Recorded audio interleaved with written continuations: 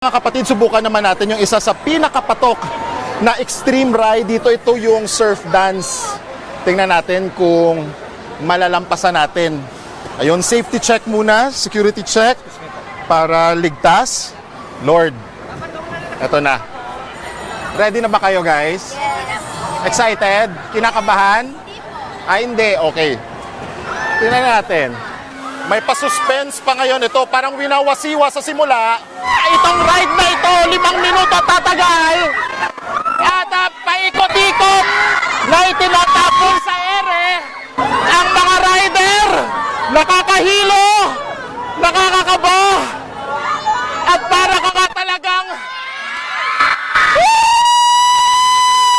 sa tanong kung bakit namin ito ginagawa, hindi ko din alam.